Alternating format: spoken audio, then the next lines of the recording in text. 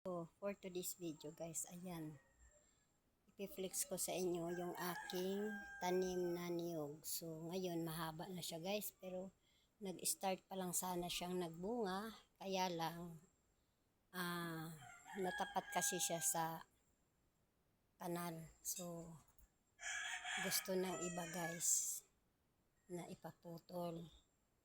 So, nanghinayang man ako, pero yan man ang request ng karamihan na kailangan putulin para hindi siya maging sagabal. If ever na bumagyo man or ano, at saka yung root daw niyan nakakasira ng ng simento. Ayan, malapit lang kasi yan. Malapit lang yung root niyan guys. Oh. Ayan lang siya. Oh. So, 'di ba?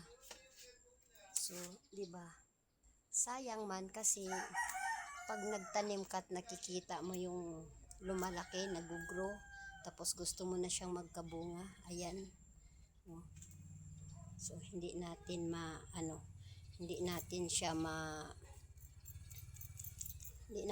mapigil.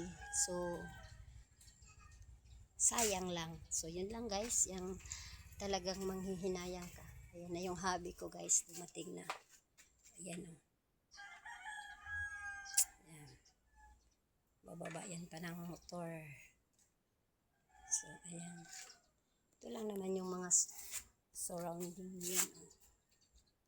Ayan ang mga surrounding ko.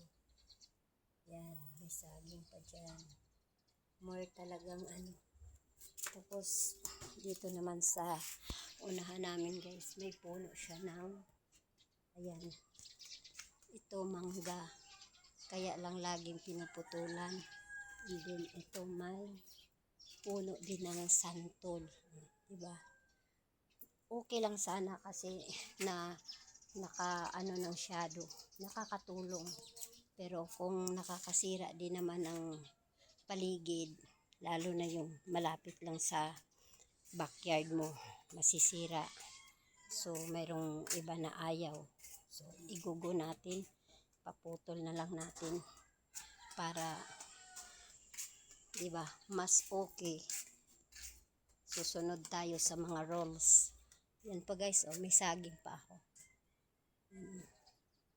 Yan, may bunga na yan guys, oh. O diba, ito lang naman yung mga katuwaan ko. Ito, may halamang gamot ako.